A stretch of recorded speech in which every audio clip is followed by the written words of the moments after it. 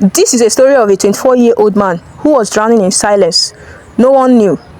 If you've ever felt stuck, broke, or invisible, don't blink. This story might save you. Part 1. The weight of failure.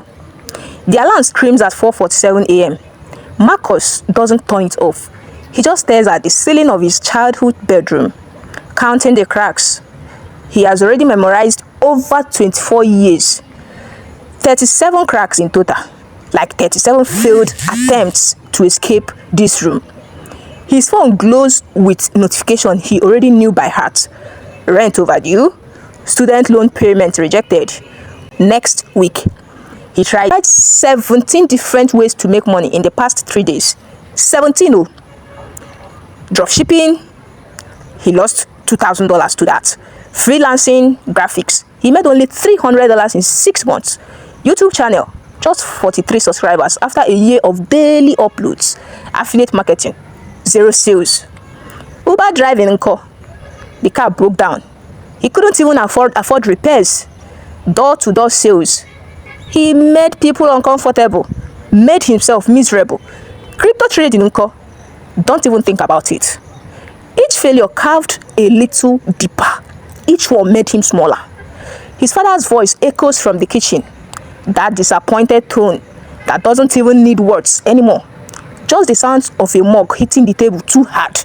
His mother's careful silence that somehow screams louder than any argument. Marcus knows what they are thinking. When is he going to get a real job? When is he going to stop dreaming and start helping out in this house? But here is what they don't know. He's been awake for 31 hours straight. He took a night shift at a warehouse, came home, and immediately started working on his latest idea, an online tutoring service. He's been designing the website, recording sample lessons, reaching out to potential students. Nothing, not a single sign-up. He checks his bank account, only $127.43. His mother's medication is worth $340 to start with. The math doesn't match. It's not up. It doesn't work, obviously. He pulls himself out of bed and catches his reflection in the mirror. When did he start looking so defeated? When did his eyes lose the spark? That particular spark he normally has. 24 years old, and he feels 70 already. The worst part isn't even the failure. It's the hope that keeps coming back. That stupid, relentless hope that whispers, maybe this time. Even when every logical part of his brain is screaming to stop. His phone buzzes. It's Jake, his former college roommate. The message is a photo. Jake in front of his new apartment downtown. Keys in hands, champagne bottle raised. Finally made it, bro. Senior marketing manager. Remember when we said we'd both make it by 25? Marcus types, congrats man, proud of you. He deletes it. He types again, that's amazing, bro. He deletes it again. Finally, he sends 3 fire emojis. He sets his phone down and something inside him cracks. Breaking would be cleaner.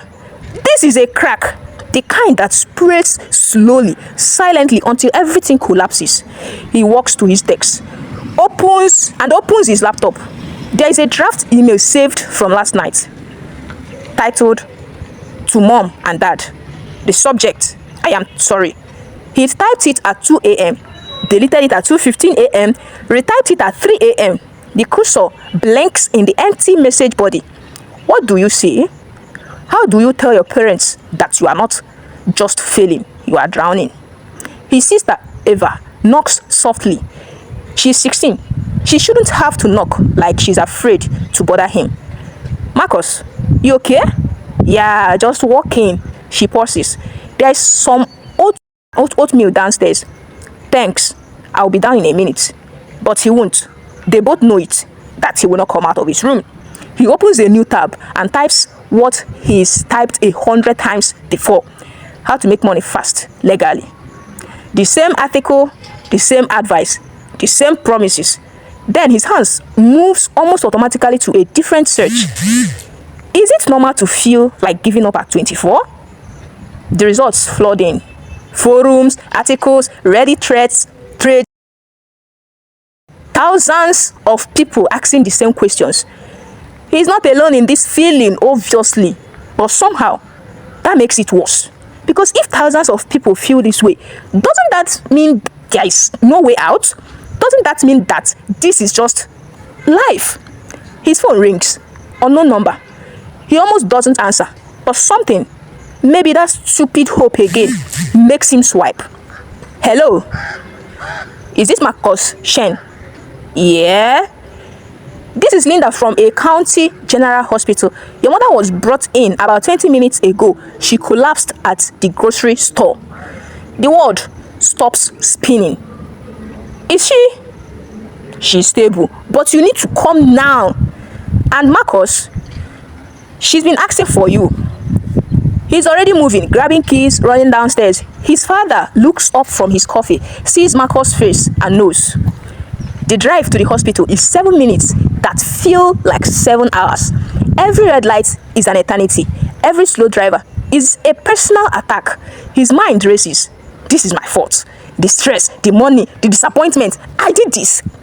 The emergency room smells like antiseptic. And desperation, the nurse leads him to a curtained area. His mother looks so small in that hospital bed, so fragile. When did she get so fragile? Marcus, her weak voice says, "Baby, I'm okay." But her eyes say something different. They say, "I'm tired. I'm so tired of worrying." His father arrives. They stand on opposite sides of the bed. This family unit, fractured by stress and unspoken resentment. The doctor comes in with a tablet. "Mrs. Chen, your blood pressure wasn't dangerously high. We are going to need to run some more tests, but I'm concerned about your stress level. You mentioned financial worries." His mother's eyes find Marcus, not accusing, just tired. "We will figure it out," his father says, but there is no conviction in his voice. Marcus excuses himself, walks to the bathroom, locks the door, and for the first time in 3 years, he lets himself break down. Not crack, break. He slides down the wall and pulls his nails to his chest. 24 years old, crying in a hospital bathroom while his mother lies in a bed down the hall because of stress he helped create. He's tired, so tired. He's tried everything actually, and it's still not enough. His phone buzzes against his leg. He almost ignores, but it's insistent. 3 buzzes, 4 buzzes, continuous. Finally, he looks.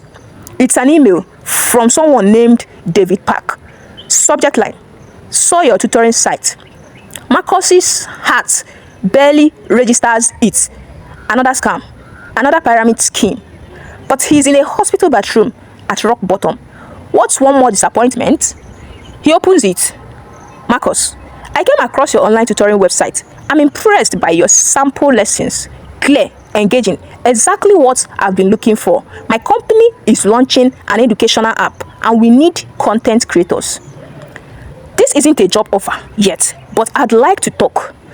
I'm looking for someone who genuinely cares about teaching, not just someone with credentials. Your videos show that you care. If you are interested, call me on 5587-2391. We move fast. If this interests you, don't wait. David Park, founder, Edurise." Marcus reads it twice, 3 times, checks the email address, legitimate, company domain, googles the company, real, funded, growing. His hands are shaking. This could be nothing, probably is nothing. Another dead end in a long line of dead ends. But his mother is lying in a hospital bed. His sister needs tuition. His father's disappointment has become background noise to his life. He has $127.43 in his account and a crack running through the center of his chest. What does he have to lose? He that is down fears no fall at all. He dials the number. It rings once. David Park. Marcus takes a breath that feels like coming up from underwater. "Hi, this is Marcus Chen. I just got your email."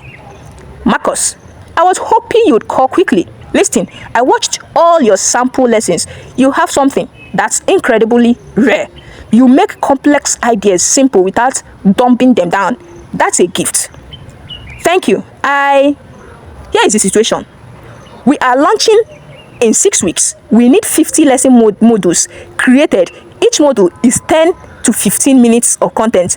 If you can deliver quality work on this timeline, I'm prepared to offer you a contract. $5,000 upfront, $5,000 on delivery, $10,000 in total. Marcus' hands grip the phone so hard his knuckles turn white. I can do it. The timeline is aggressive. Most people need 3 months for this volume of work. I can do it. In 6 weeks, there is a pause. Marcus can hear David typing. Okay, I'm sending over the contract now. Read it carefully. If you agree, sign it and return it by the end of the day. We will wire the first payment immediately. But Marcus, I need to know you are all in. Half-hearted won't cut it. This works or it doesn't. No middle ground. I'm all in. Good. Check your email. And Marcus, don't make me regret taking a chance on you. The call ends. Marcus stares at his phone, at the email notification appearing at the contract with more zeros than he's seen in months. He stands up, washes his face, looks at himself in the mirror. Same cracks in the ceiling, same depth, same dying mother down the hall. But something has shifted. Not hope. He's learned to distrust hope. This is something harder, something sharper. This is a choice. He walks back to his mother's room. She's sleeping now. Medication finally giving her peace. His father looks up. We will figure something out, Marcus says. I promise. His father nods, but doesn't believe him. Why would he? Marcus has made promises before, but as he drives home, he's not thinking about past failures. He's calculating 6 weeks, 50 modules. That's roughly 1 module every day, allowing for editing and revision time. Impossible? Maybe, but he is already impossible. He's been failing impossibly for 3 years. Maybe it's time to succeed impossibly instead. He pulls into the driveway. The sun is rising now, painting his childhood home in gold light that feels almost mocking in its beauty. He reads the contract on his phone. Every word, every clause. It's legitimate, demanding, but at least legitimate. His finger hovers over the signature line. This is the moment, the actual moment. Not the moment he's imagined in 100 different scenarios. Not the movie version where inspirational music swells. This is quiet. This is just him and the phone screen and a decision that could change everything or nothing. He signs, hits send, and then he does something he hasn't done in 3 years. He allows himself to believe, just for a second, that maybe, just maybe, this time is different. The email confirmation arrives. Payment processing will arrive within 24 hours. 24 hours until $5,000 hits his account. Enough for his mother's medication. Enough for his month's rent. Enough to breathe. But first, he has to deliver. Marcus goes inside, walks past his parents' bedroom, and enters his room, his makeshift studio. His 17 failed attempt lines lines the walls in the form of notebooks, half-finished websites, abandoned equipment. He cleared everything off his desk, except his laptop, his microphone, and a single notebook. On the first page, he writes, Lesson 1, complete by Saturday. The enormity of what he is committed to crashed over him. 50 lessons, professional quality, 6 weeks. He's never created 50 lessons in his life. But he's also never had a reason like this before. His phone buzzes. Payment processed. $5,000. Marcus stares at the notification, at the numbers that felt surreal. Then he opens his laptop and gets to work ASAP. It's 7:23 a.m. on a Tuesday morning. He has 6 weeks to change his life. The alarm will go off again tomorrow at 4:47 a.m. But tomorrow, when he stares at those 37 cracks in the ceiling, they will mean something different. They will be the cracks that light gets through. Part 2, the grind. Day 3, 2:47 a.m. Marcus' eye burns. He's been recording for 6 hours straight. Lesson 4 is fighting him. It's about calculus fundamentals, and he's recorded it 7 times. Each time, something is wrong. Too fast, too slow, not clear enough, too basic. His trash can overflows with energy drink cans. His room smells like desperation and coffee. He plays back the latest take. His voice sounds dead, monotone. Who wants to learn from someone who sounds like they are reading a funeral announcement? Delete. Start again. Hi, I'm Marcus, and today we are going to understand derivatives as a way of seeing. His voice cracks from exhaustion, from strain, from 3 days of barely sleeping. He stops recording, puts his head in his hands. 3 lessons done in 3 days. He needs to complete 47 more in 40 days. The math mocks him. But here is what keeps him going. This morning, he paid for his mother's medication. Yesterday, he covered rent. For the first time in a year, his father looked at him differently. Not with pride, at least not yet. It's too early for that. But with something Marcus had forgotten existed. With possibility. His phone buzzes. It's 3 a.m. Who texts at 3 a.m.? It's David. Just reviewed lesson 3. This is exactly what we need. Keep going. 5 words that feel like oxygen. Marcus opens a new energy drink, positions himself in the front of camera and starts again. Hi, I'm Marcus. Today, derivatives. I'm Marcus. Today, derivatives. Let's make them simple. Day 8. Marcus stands in the shower, letting cold water shock him awake. He's discovered that sleep is negotiable. 4 hours, sometimes 3. His body is screaming at him, but he's learned to ignore it. 8 lessons completed, 42 to go. He is behind schedule, but not catastrophically yet. The water pounds against his call, and he rehearses lesson 9 in his head. Trigonometry, how to make sine, cos, and tan feel like discovering a secret language instead of memorizing random ratios. He dries off, gets dressed in the same hoodie he's worn for 4 days, and sits back at his desk. His phone rings, unknown number. He almost ignores it, but something makes him answer. Marcus Chen? Yes. This is Principal Reeves from Lincoln High School. I got your number from the community tutoring board. We have a student, Jamal Brooks, who is failing pre-calculus. Smart kid, rough home situation. His teacher recommended outside tutoring. Your rates are considerably lower than others. Marcus's rates are low because he had no idea what to charge. He just picked a number that sounded reasonable. I can work with him.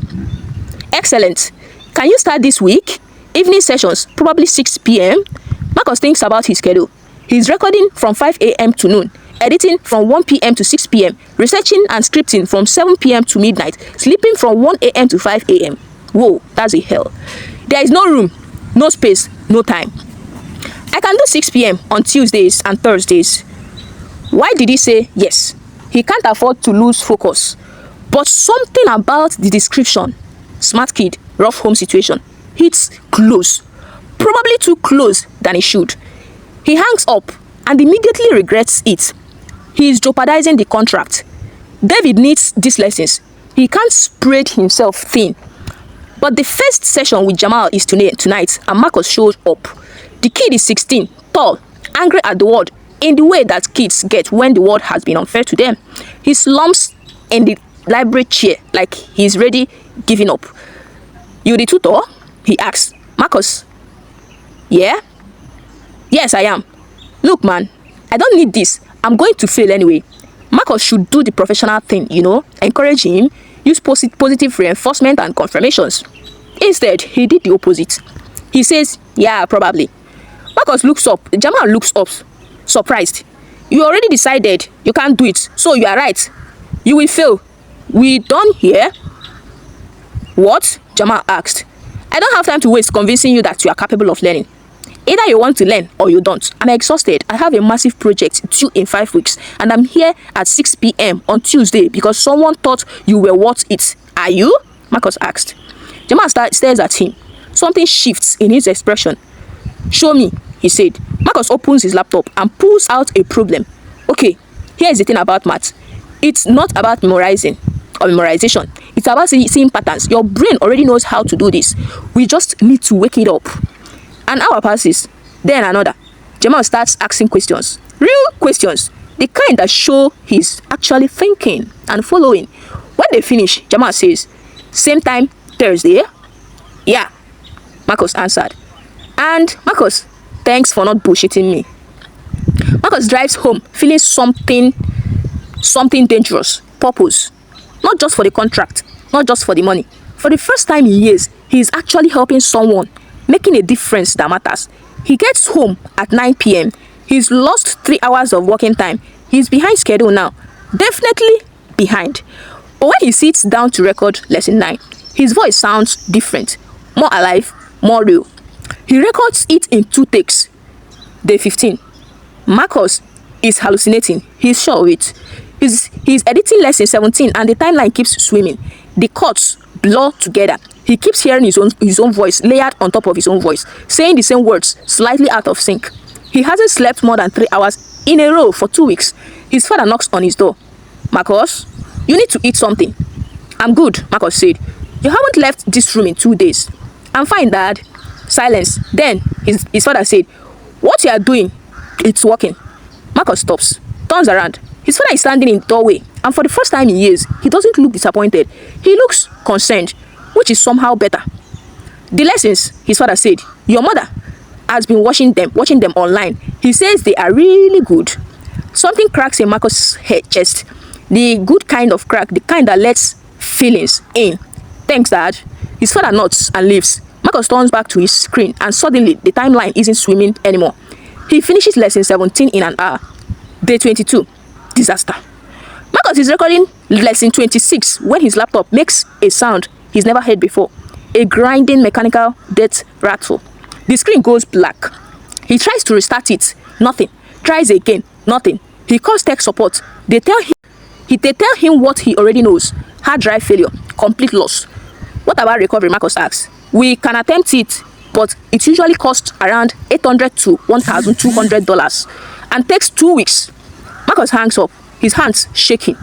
All this work, every lesson, every script, every resource file, gone.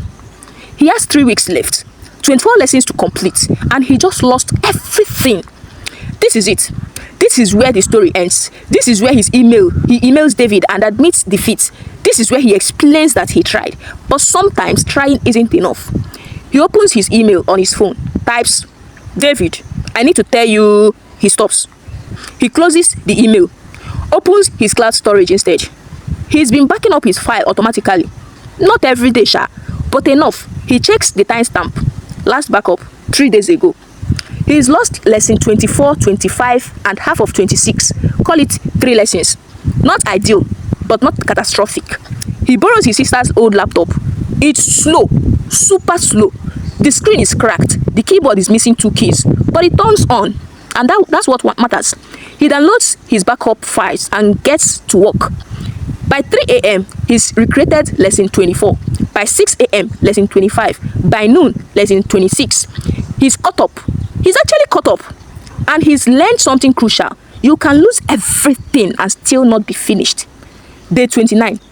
Jamal shows up to their Tuesday session, excited, bouncing with energy that wasn't there before. "I got a B on the test. A B. I haven't got a B in math since middle school." Marcus feels that feeling again, that dangerous purpose. That's amazing, man. And my teacher said if I keep this up, I could maybe even think about college. Like, actually think about it, not just as fantasy, Jamal said. They walk through the next chapter. Jamal is getting faster, seeing connections, building confidence. Afterwards, Jamal asks, "Marcus, how do you learn to be so patient? Like, you never get frustrated when I don't get something." Marcus thinks about his 17 failures, about the crack in his ceiling, about his mother in the hospital bed. "I've been where you are, feeling like nothing works, like you are just not built for success. Someone gave me a chance when they didn't have to. I am just passing it on." "Who gave you the chance?" Jamal asked. Marcus thinks about David's email, about the perfect timing that felt like fate, and said, "Someone who saw something I didn't see yet." Jamal nods, gets quiet. Then he said, "I see something in me now too." Marcus goes home and completes 2 more lessons. He is in the zone now. 35 lessons done, 15 to go, 2 weeks left. He's going to make it. Day 35. Murphy's Law strikes again. Marcus wakes up with a fever. 102 degrees. His body has finally revolted against the abuse. He tries to record lesson 41. His voice sounds like a gravel. The fever makes his thoughts fuzzy. He cannot focus. He lies back down, just for an hour, just to recover a little. He wakes up and it's dark outside. What? He's lost 8 solid hours to sleep. Panic floods in through him. He checks the calendar. 9 days left, 10 lessons to complete. He forces himself up, takes cold medicine, drinks caffeine, sits at his desk. The words won't come. His brain is soup. He records anyway. It's terrible. He knows it's terrible, but he can't afford to lose a day. He sends it to David with a note. I'm sick. This isn't my best work. I will redo it tomorrow if needed. David responds within an hour. Get rest. The lessons are more important with you healthy. We can adjust the timeline if needed. Marcus stares at the message. David is giving him an out, permission to fail. And that permission makes Marcus want to succeed even more. He doesn't rest. He pushes through the lesson. 41 gets recorded 5 times until it's right. By morning, he's completed and his fever has broken. Day 42. Marcus is on the final lesson, lesson 50. The culmination of 6 weeks of grinding. It needs to be perfect. This is the capstone, the lesson that ties everything together. He scripted it, rehearsed it. He knows exactly what he wants to say. But when he sits down to record, his mind goes blank. The pressure of the finish line is crushing. He's so close, so impossibly close. What if this last lesson ruins everything? What if he's come all this way just to stumble at the end? He tries to record, stops. Tries again, stops. It's 11 p.m. The contract requires delivery by midnight. His phone rings. It's his mother. Marcus, honey, it's late. You should rest. I'm finishing the lesson, Marcus responded. How many have you done? His mother asked. 49.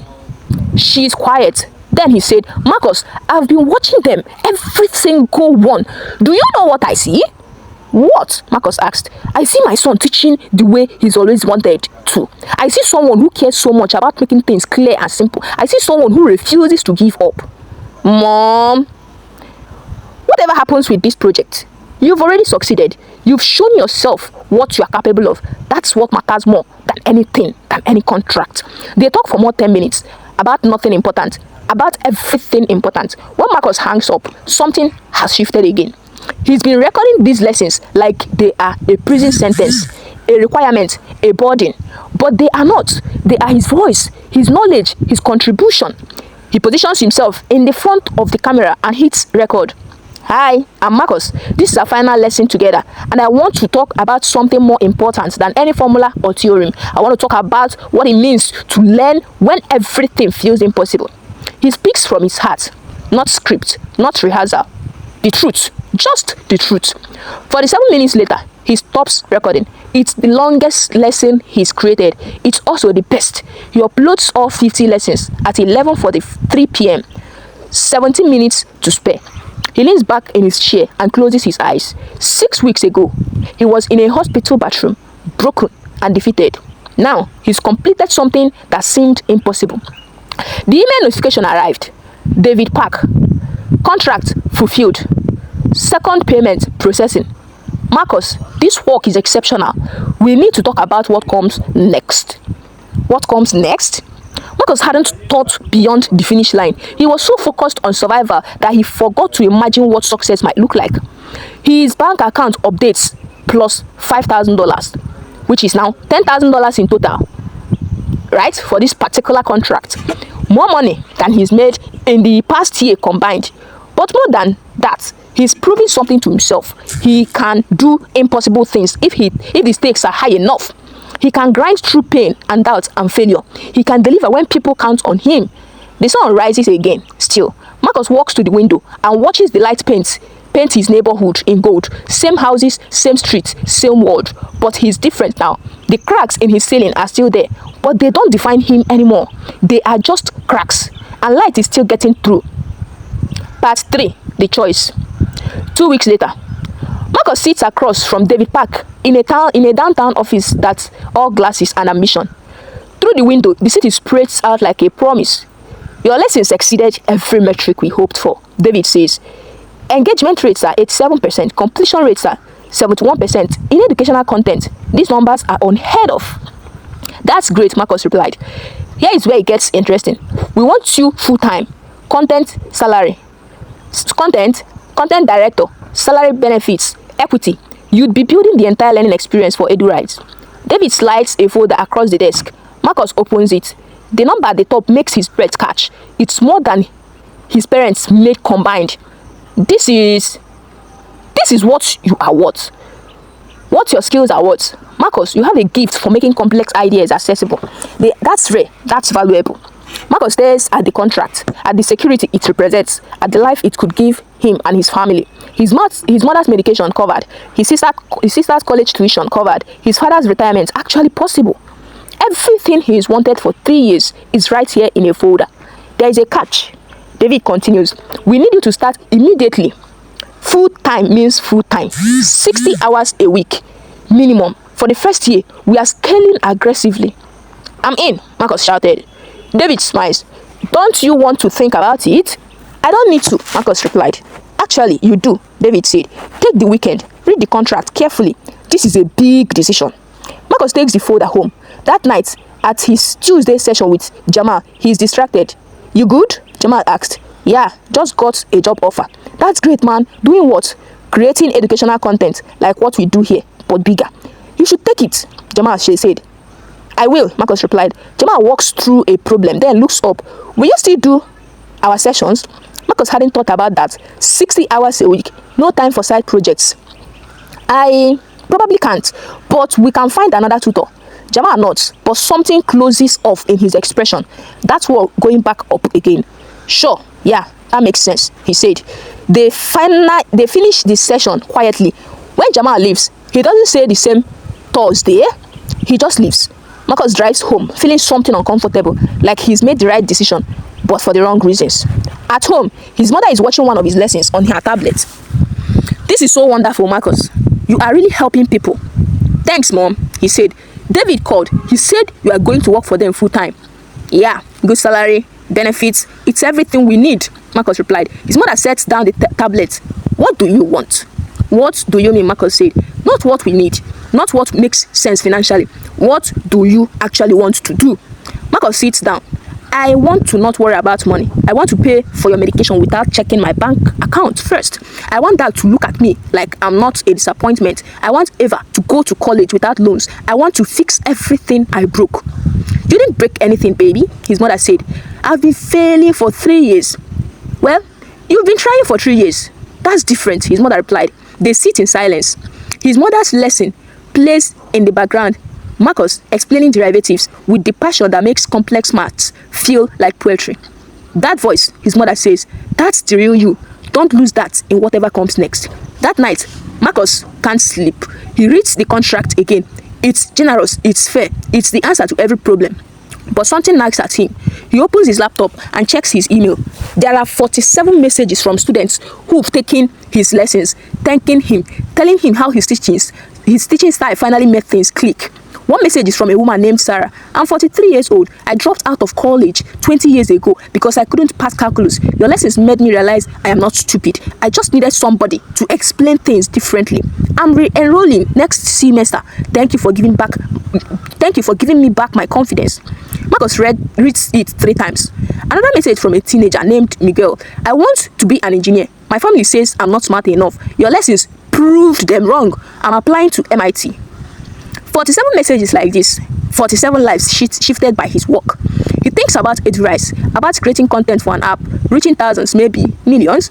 That's impact, that's meaningful. But is it his impact? He thinks about Jamal, about the way the kid's wall went back up when Marcus said he couldn't continue tutoring. His phone buzzes. Text from an unknown number. Marcus, it's Jamal. I know you are busy, but I wanted to say thanks. For the first time, I actually feel smart. That matters more than the maths. Thanks for seeing something in me. Marcus stares at the message. He thinks about what David said. 60 hours a week minimum. He thinks about what his mother asked. What do you actually want? He thinks about those 17 failures, about the hospital bathroom, about the cracks in his ceiling that still hasn't been fixed. He spent 3 years chasing success defined by others: good job, good salary, stability, security. But what if success looks different than he thought? What if it's not about the size of the impact, but the depth of it? What if changing one Jamal matters more than reaching 1 million anonymous users? These are the dangerous thoughts, impractical thoughts, the kind of thoughts that keep people poor. But they are also his thoughts. He opens a new email to David.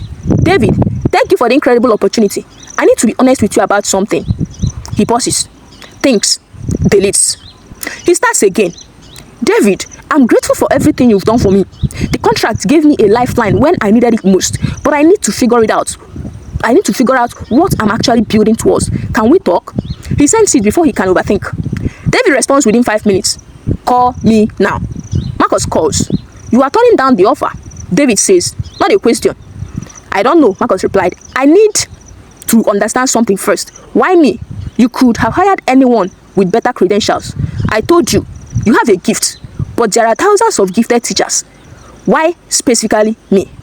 David is quiet for a moment. 10 years ago, I was where you are. Broke, desperate, taking any opportunity. I could find someone gave me a chance. Someone gave me a chance I didn't deserve. On paper, they saw something in me I couldn't see yet. That bet changed my life. So this is paying it forward, Marcus asked. This is recognizing hunger. You don't just want success, Marcus. You need it. That need makes people exceptional. But here is what I have learned. If you take this job for the wrong reason, you will resent it within a year. You will be good at it, but you won't be great. And you are capable of great. I don't know what the right reason is. Then figure it out. The offer stands for 2 weeks. After that, I need to move forward. But Marcus, don't take this job because you are afraid. Take it because you want it. They hang up. Marcus sits in the dark of his room and asks himself the question he's been avoiding for 3 years. What do I actually want? Not what will make his parents proud. Not what will make him financially secure. Not what looks good on paper. What does Marcus Chen want when no one else is watching? The answer came quietly, almost shamefully. He wants to teach, not to create content, not build courses. Teach, one-on-one. Watch the moment when the confusion transforms into understanding. He wants more Jamal, more Sarah, more Miguel. But that doesn't pay bill. That doesn't cover medications. That's not a career. It's a hobby for people who can afford to be idealistic. He's spiraling. He knows he's spiraling. His phone rings. It's Jake, his college roommate, the one with downtown apartment and a senior marketing position. Bro, I haven't heard from you in weeks. How is it going? Good. Busy. Dude, I'm getting married. Proposing next week. Wanted to let you know. Bachelor party in 3 months. You in? Congrats, man. That's amazing. How about you? Still doing that entrepreneurial thing? Like it's a phase, a hobby. Marcus thought. Yeah, got a big offer. Actually. Finally. About time you got a real position. Where at? A real position. Finally. EduRise, educational tech company. Never heard of them. But hey, paycheck is a paycheck, right? You must be relieved. Marcus wants to argue. Wants to explain that EduRise is growing, that his lessons matter, that this is just settling. This is not just settling. Instead, he says, yeah, relieved. They talked for more 5 minutes about nothing. When Marcus hangs up, he feels hollowed out. Is that what success looks like? A relief, a paycheck, a real position. The next morning, Marcus goes to the library where he meets Jamal. He's not scheduled for a session, but he needs to talk to someone who won't judge him for not knowing what he wants.